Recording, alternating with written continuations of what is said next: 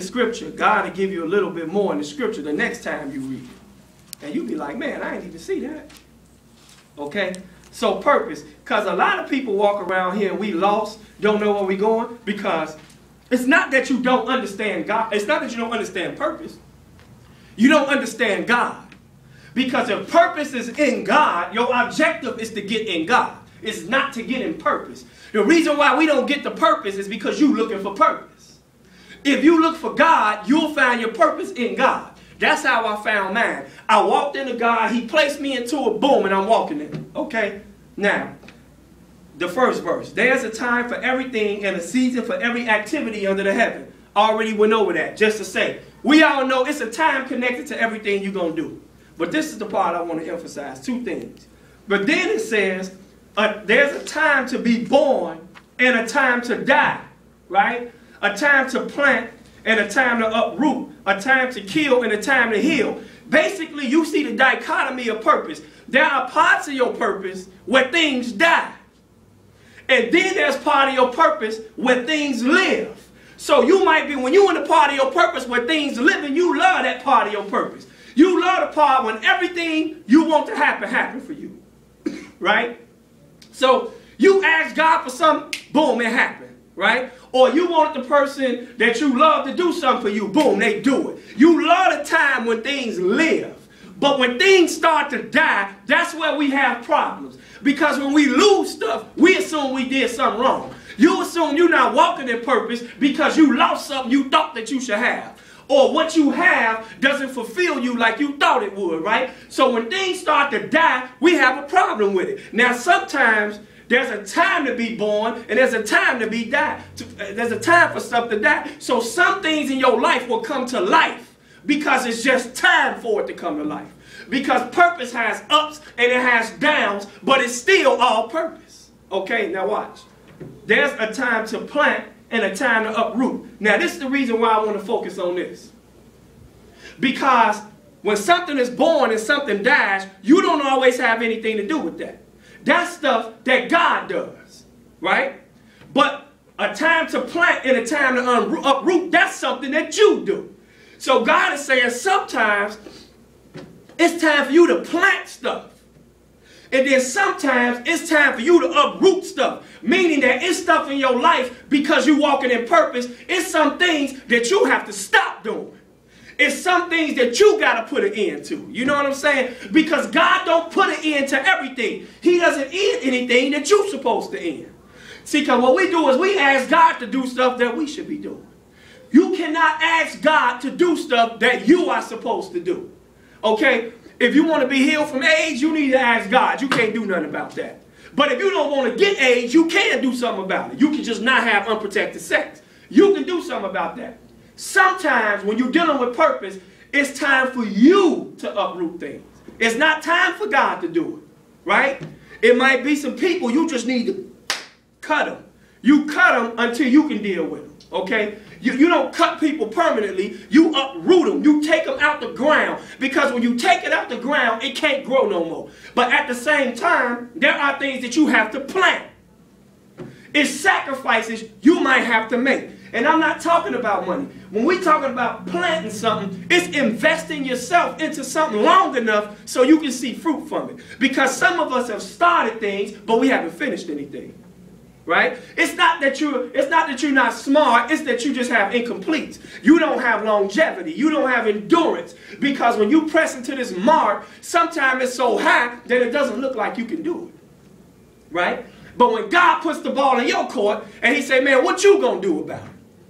Because it's easy to get on your face and ask God to do stuff for you. I see believers doing it all the time. When you go to church, most prayers you hear, somebody asking God to do something for them. Well, what are you doing? Okay, you want a better job. What you doing to get a better job besides praying about it? Okay? Yeah, sometimes God will drop something in your lap. You know? But sometimes He ain't dropping nothing in your lap. You have to believe God and you have to start walking like you already there. You want a good job? You got to prepare yourself for a good job. It's a certain way you got to be to get a good job.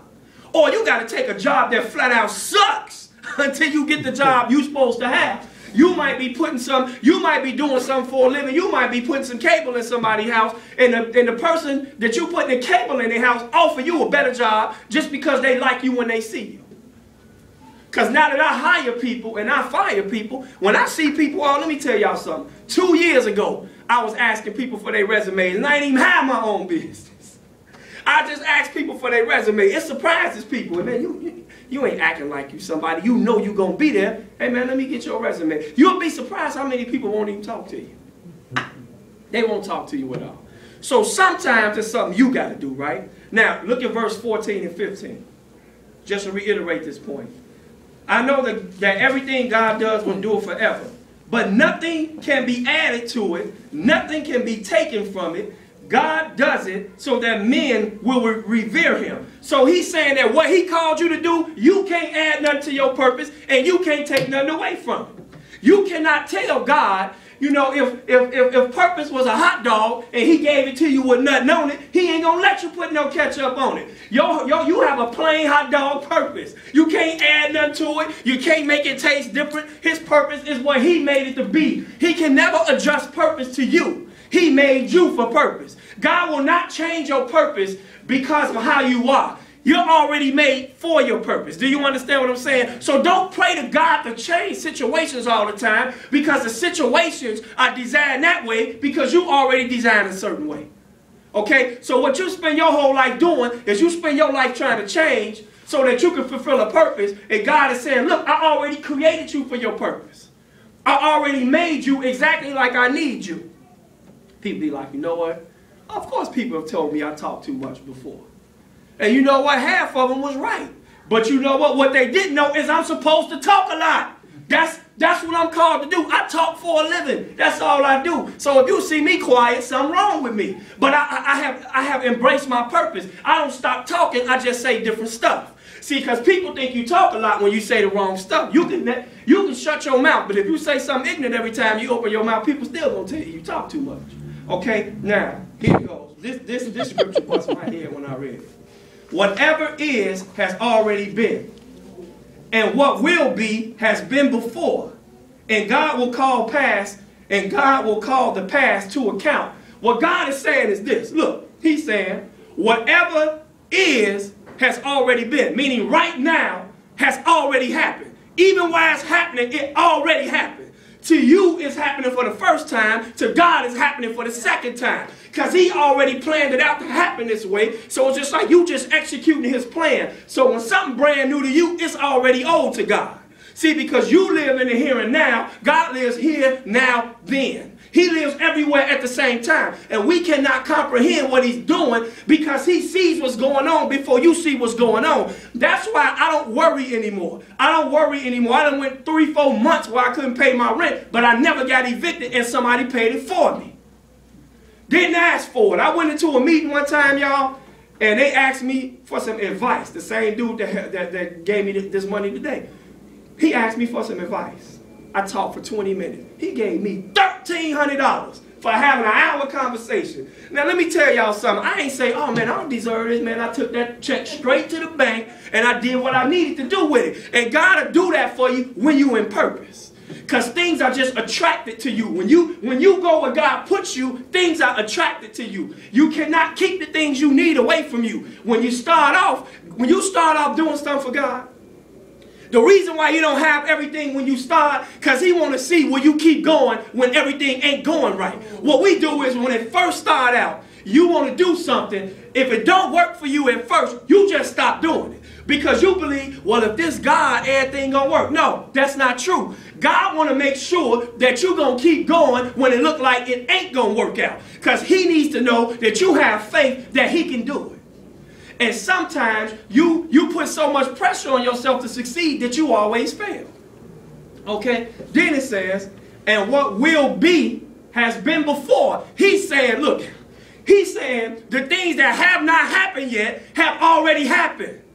Look, And what will be has been before. Meaning that the stuff that ain't happened yet really already happened. But you anticipating that what's going to happen is happening for the first time. But God is just saying, no. Because I prepared this stuff in advance for you to do. God is not bound by time. He just works in it. He works in time even though he's not bound by time. See, God is going to do something for you when he feels like doing it for you.